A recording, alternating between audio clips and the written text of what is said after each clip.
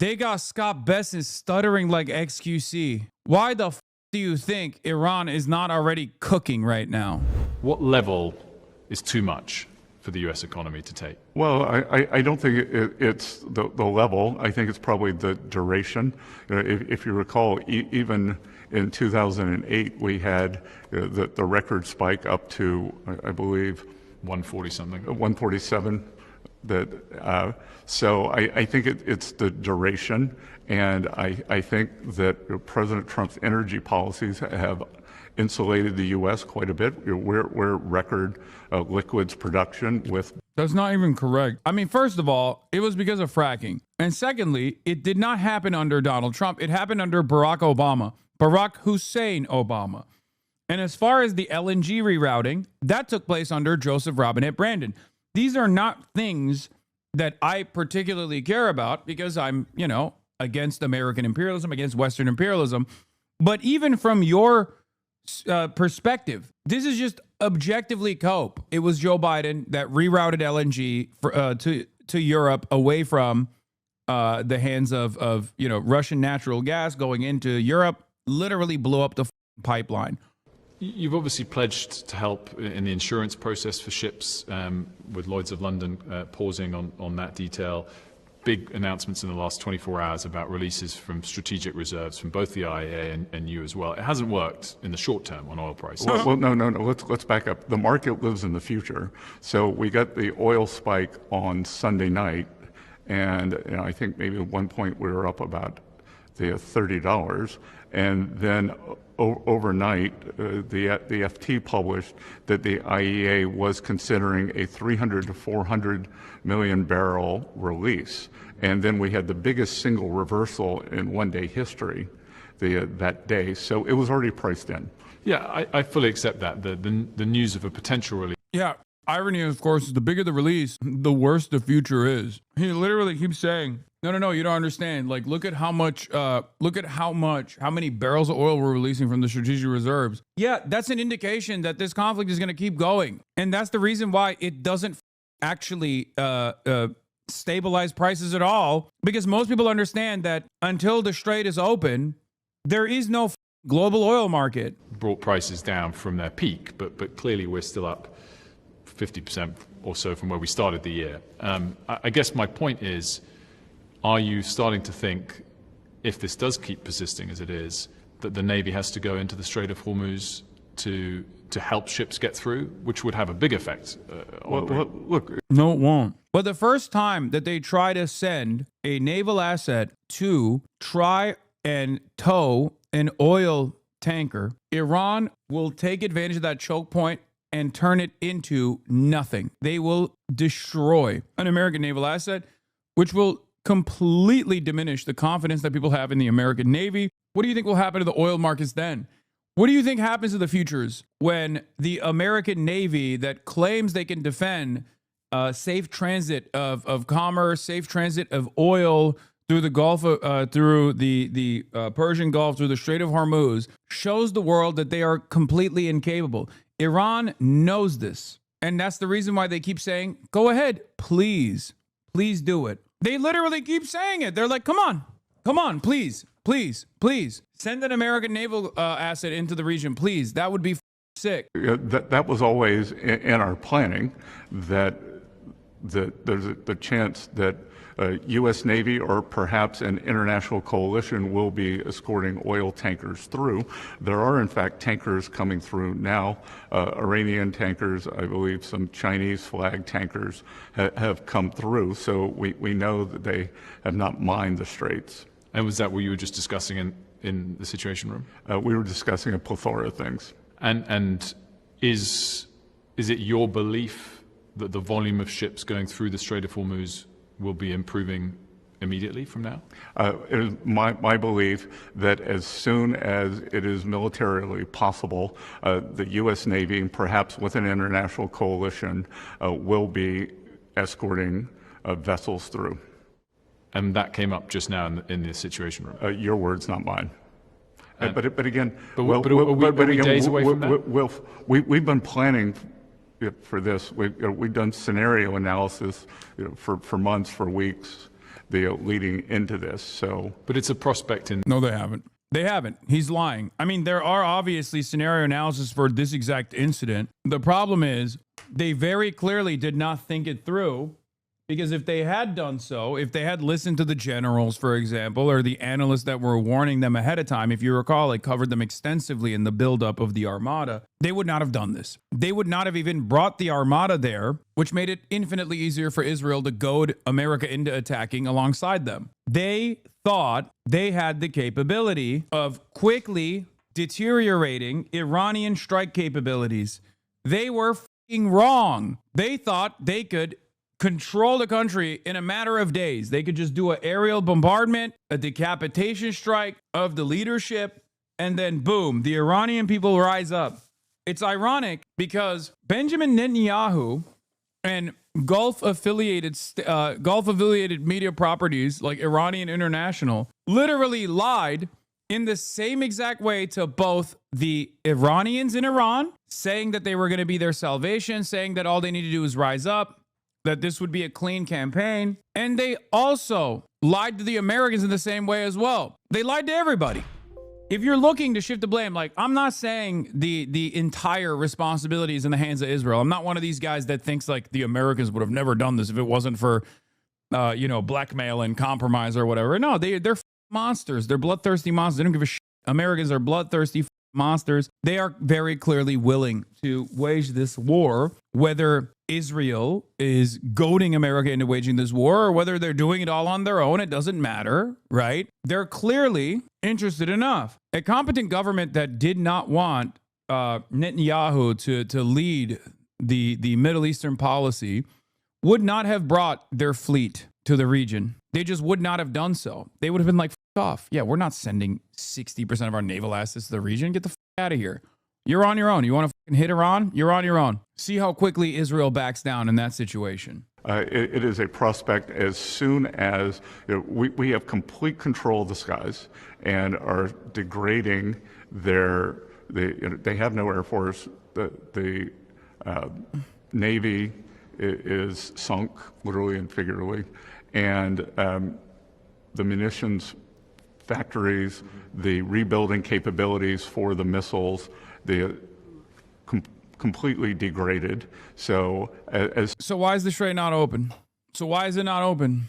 As soon as it is possible for to ensure safe passage, we will do it. And again, with the DFC insurance product, this was something that we had already anticipated, and because Lloyd's does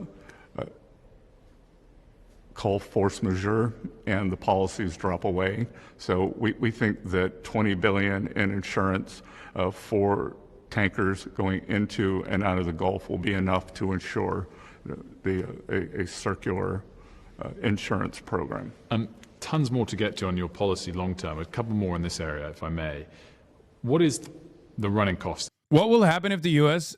starts targeting the Iranian tankers, depriving them of all their money? Destroyers will not run escort, but just sit off the coast with the phalanx guns. Great question, and you might not like the answer to this question. But have you noticed that Iranian tankers have been able to cross through the Strait of Hormuz fairly easily? And those very same Iranian tankers are shipping oil to the Asian markets. Why are Americans that love seizing oil tankers from even Russia, as a matter of fact, why are they not going beast mode on these Iranian tankers? Great question. It's because of where those Iranian tankers are going. They're going to China. And America has already demonstrated that they do not have the power to take out any Chinese naval fleet whatsoever. That's literally it. Paper fucking tiger. Breaking. Iran has reportedly sent more than 11 million barrels of oil through the Strait of Hormuz since the war began, all bound for China, CNBC reported, citing shipping data. Start learning Chinese.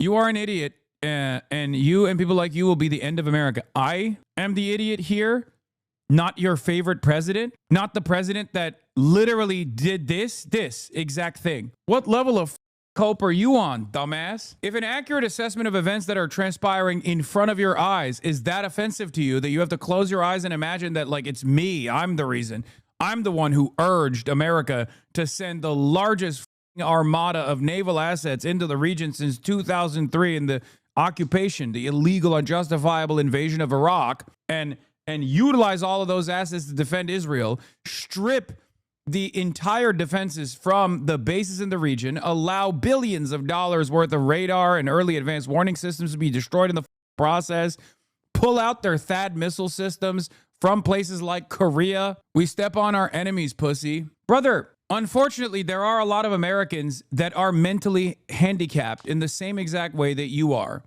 And this is why you can't understand what's going on. Listen to my words. First of all, there is no we here. You are not a petro-capitalist pedophile. So you are not making bank in this process. Okay, there's no we. You know what you're doing? You're getting your surplus labor value extracted from you by those very same petro-capitalist pedophiles and the Epstein class. And then you are actually burning what remains of that disposable income, the meager wages that they say you are allowed to get. You're burning it because Donald Trump wanted to go to war with Iran at the behest of Israel, a foreign nation state. Have fun with that. But of course, in your mind, you still think, oh, we're doing force projection. Hoorah, my dick is hard.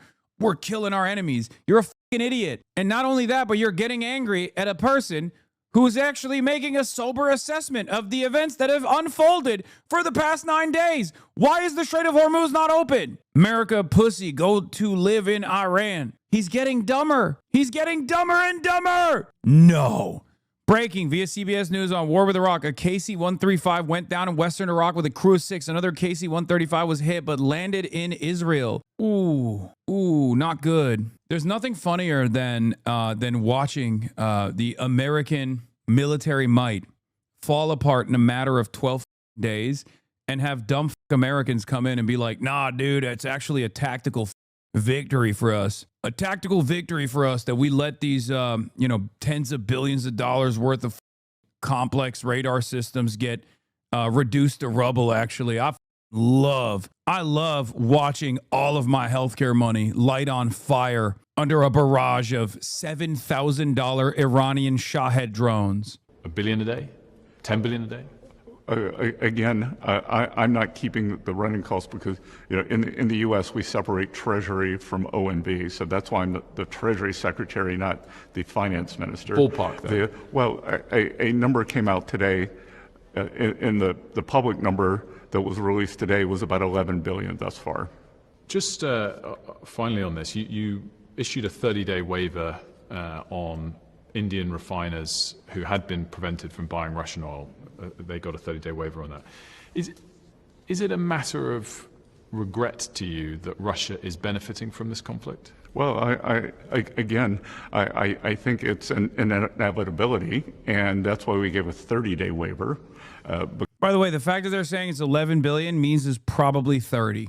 Just so you understand. Because the Russian barrels are on the water, and it is a quick source of for the Indian refineries. The other way to think about it is those barrels are going to end up in China anyway. But is it a shame that Russia benefits? Sorry, again, that it is unfortunate, and we hope that it will be in a micro period that they will benefit. Let's move on. Yeah. Also, cash money millionaire. Russia is earning up to $150 million a day in extra budget revenues from oil sales amid price rises, thanks to the U.S.-Iran war. Moscow has so far earned $1.3 billion to $1.9 billion from taxes on oil exports and could receive $3.3 billion to $4.9 billion in total by the end of March. This is why God's favorite Zionist is not Donald Trump. It's Vladimir Putin. Israel's strongest warrior, Vladimir Putin, sends his regards. He's out there sitting on a pile of cash. He's like, I could not believe. Oh, how wonderful. My most valuable ally, Israel, has caused the Americans to go to do this stupid thing. To the special relationship and developments there. We've touched on this already. You've lived in the UK before for many years, still go back there a lot. President Trump said last week he's not happy with the UK. He said Keir Starmer is no Winston Churchill. You were speaking about that and what he said in the Oval Office about Spain and the UK last week. And you said that Spain had put American lives at risk. Did Keir Starmer do the same? Again, that we delayed being able to fully implement the military plan. And, I think that the main concern was the use of base Diego Garcia, and the US B-2s had to do a 37-hour round trip rather than, I think it's about a 3.5 hour round trip. So, constantly refueling over. So, I think any delay, causes an increase in risk. And again, President Trump is the commander-in-chief of the U.S. forces. And don't remind me, bro. Don't remind me. Again, being in the Situation Room with him, that he so solemnly takes the leadership role in terms of. Dude, by the way, I've never seen this motherfucker panic as hard. This is one of the competent guys, right? Quote unquote, supposed to be competent in the administration. And he's flubbing so hard. And he's like, well, think about how beautiful dear leader is. Give me your percentage. Iran blows a dirty bomb in the USA. Very, very low. 0%. First of all, you have to think, why would they do that? Like, let's say their goal is to punish Americans or punish America. Think about how complex of an operation that would be. Virtually impossible. Right? Virtually impossible to conduct. Even if they had the ambition to do so, it would be virtually impossible to successfully do this when right now their current posture is infinitely more damaging to the United States of America and actually creating internal pressure in America with the rise of energy prices. It's not 5%, it's 0%. If there was some kind of Iranian-related terror incident, the much higher likelihood is that this was pulled off by Mossad and the CIA or just America internally in order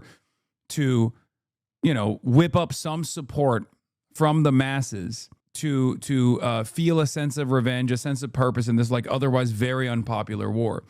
This is currently the most unpopular war that we have waged in the history of American conflict. This is the most unpopular war. It's less popular than even Libya. Iran is currently doing incredibly well from their perspective, from their goals, because what victory looks like for Iran is, one, significantly deteriorating American force projection capabilities in the region. Maximalist victory conditions would be to get America to remove their bases from the region. But as far as what their victory conditions are, is just surviving, right? Surviving while keeping the current government intact, keeping the Iranian sovereignty intact. As far as those goals, they're accomplishing those goals. So why would they do something crazy? Especially when Iran has shown time and time again that they actually are fairly restrained.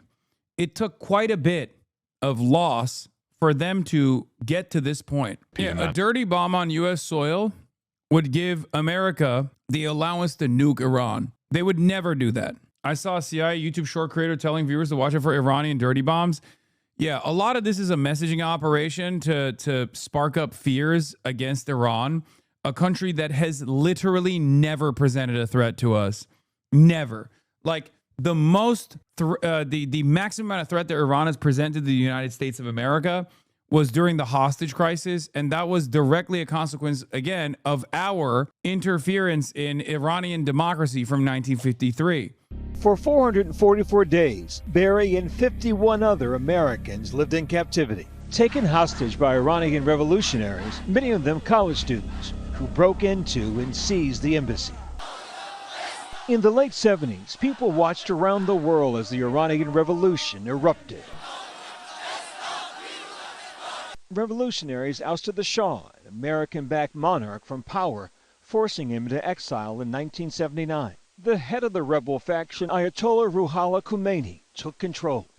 These images of American hostages paraded in front of the cameras for the world to see was the beginning of what would become known as the Iran hostage crisis. During the revolution, decades after, they students took over the American embassy and held the American staff at the American embassy hostage. That was it.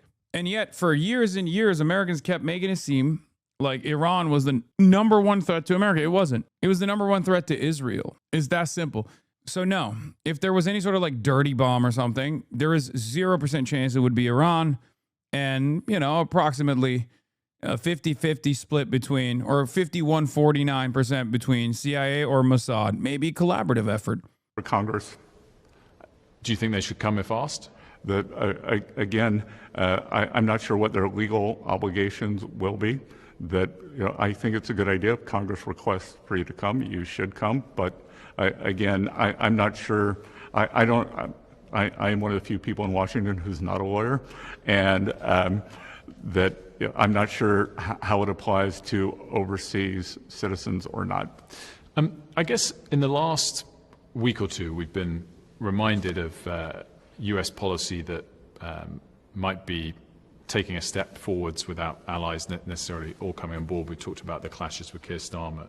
I've heard you say very often, and the president said it too, that America first doesn't mean America alone. That is...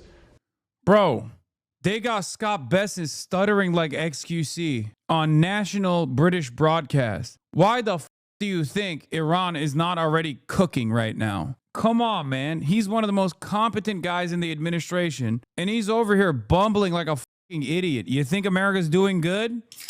Just even sheer optics alone should cause you to understand America's not doing good right now at all. Your intention and your aim from all of your policies.